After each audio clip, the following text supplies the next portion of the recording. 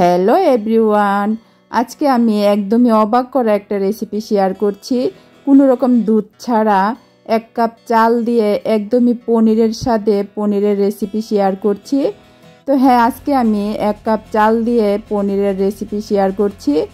তো এই রেসিপিটা যদি একবার বানিয়ে না খাও তাহলে কিন্তু চরম একটা কিছু মিস করে যাবে। তো সত্যি বলছি বন্ধুরা, ভীষণ দারুণ রেসিপি। তো আশা করছি আমার আজকের রেসিপিটা তোমাদের সবার অনেক বেশি ভালো লাগবে। তো যদি একটু ভালো লেগে থাকে তাহলে বলছি প্লিজ লাইক করে দিও, আর অবশ্যই আমার চ্যানেলটাকে সাবস্ক্রাইব করে দিও।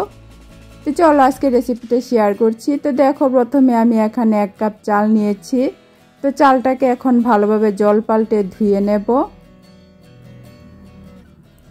তো আমার ঘরে যে ভাত রান্না করা হয় সেই চালটাই আমি নিয়েছি, যে কোনো চাল দিয়ে করতে পারো। তো চালটা কিন্তু আমি ধুয়ে নিয়েছি ভালো করে।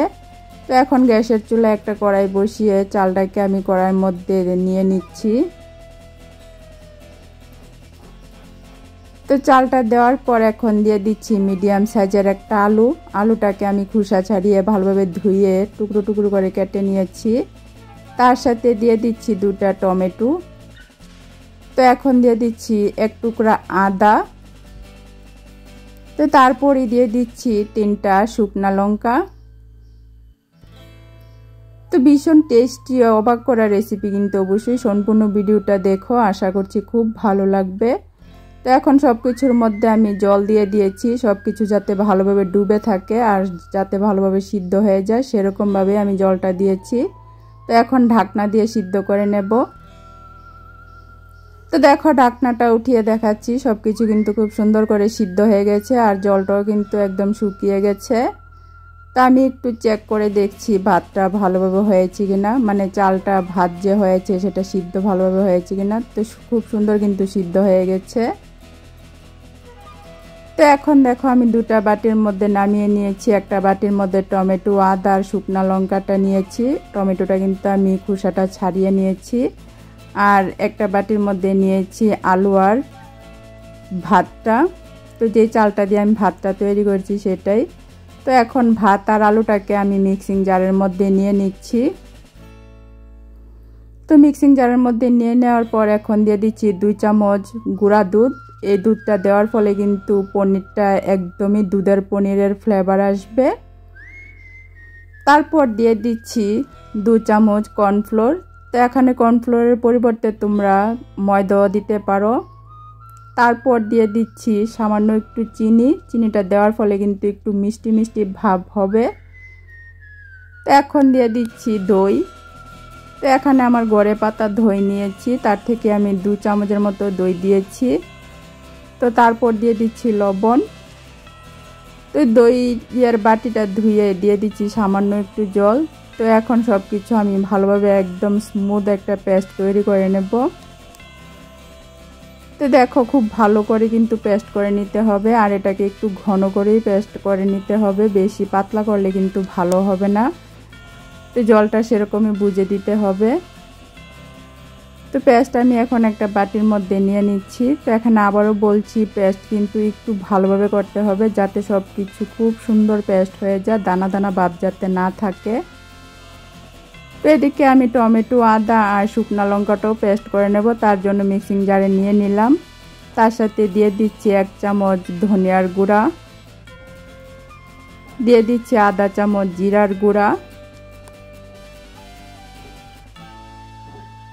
তারপর দিয়ে দিচ্ছি আধা চামচ ঝাল লঙ্কার গুঁড়া।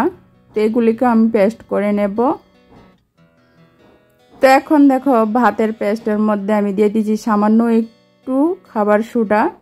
তো সোডাটাকে দিয়ে এখন আমি ভালোভাবে এটাকে ফেটিয়ে নেব। তো এভাবে কিন্তু 4-5 মিনিট ভালোভাবে ফেটিয়ে নিতে হবে, তা না হলে কিন্তু ভালো হবে না। তো দেখো, আমি কিন্তু 5 মিনিটের মতো খুব ভালোভাবে ফেটিয়ে নিয়েছি। ফেটিয়ে নিলে কিন্তু কালারটা চেঞ্জ হয়ে যায় আর খুবই একটা ক্রিমের মতো ভাব চলে আসে আর পাতলা হয়ে যায় একটু। তো এখন দেখো, একটা থালার মধ্যে আমি সামান্য একটু তেল লাগিয়ে নিয়েছি। তো এখন ভাতের যে ব্যাটারটা, সেই ব্যাটারটা আমি এখন থালাটার মধ্যে নিয়ে নিচ্ছি। তো দিয়ে সব দিকে ভালোভাবে ছড়িয়ে সমান করে দিয়েছি। এখন হাত দিয়ে একটু ট্যাপ ট্যাপ করে দেব যাতে ভিতরে বাতাস থাকলে বেরিয়ে আসে। তো চলো এখন পনিরের গ্রেভিটা আমি তৈরি করে নিচ্ছি। তো তার জন্য গ্যাসের চুলায় কড়াই বসিয়ে আমি দিয়ে দিলাম তেল। তো পরিমাণ মতো তেল দিয়ে তেলটা ভালোভাবে গরম হয়ে যাওয়ার পর ফোড়নে দিয়ে দিচ্ছি 3টা এলাচ, 1 টুকরো দারচিনি আর সামান্য একটু গোটা জিরা। তো এখানে আমি আজকে রেসিপিটা নিরামিষভাবে করছি, তোমরা চাইলে কিন্তু পেঁয়াজ রসুন দিয়েও করতে পারো। তো তারপরই পেস্ট করে রাখা মশলাটা আমি দিয়ে দিচ্ছি। তো টমেটো, শুকনো লঙ্কা, আদা, তার সাথে যে গুঁড়া মশলাগুলো আমি পেস্ট করেছিলাম সেই মশলাটাই আমি এখন দিয়ে দিয়েছি। তো দিয়ে এটাকে একটু ভালোভাবে কষিয়ে নিতে হবে। তো এখন দিয়ে দিচ্ছি পরিমাণ মতো লবণ, তারপর দিয়ে দিচ্ছি সামান্য পরিমাণ হলুদ। তো কালারের জন্য দিয়ে দিচ্ছি আধা চামচ কাশ্মীরি লঙ্কার গুঁড়া। তো এখন এগুলিকে একটু ভালোভাবে কষিয়ে নিচ্ছি। তো মশলা কষানোটা কিন্তু ভালো হলে রেসিপিটা কিন্তু ভীষণ মজার হয়। তো দেখো কষানো হয়ে গেছে। তো এখন এর মধ্যে দিয়ে দেব আমি দই। তো দইটা দেওয়ার সময় অবশ্যই গ্যাসের ফ্লেমটাকে কমিয়ে রাখতে হবে অথবা বন্ধ করে রাখতে হবে, তা না হলে কিন্তু দইটা ফেটে যেতে পারে।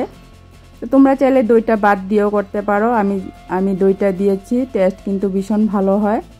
তো দইটাকেও আমি 2-3 মিনিট ভালোভাবে মিডিয়াম আঁচে কষিয়ে নিয়েছি। তো এখন দিয়ে দিচ্ছি গ্রেভির মধ্যে জল। তো এখানে আমি জলটা একটু বেশি পরিমাণেই দিচ্ছি, আর বেশি পরিমাণে দেওয়ার কারণটা আমি তোমাদেরকে বলে দিচ্ছি।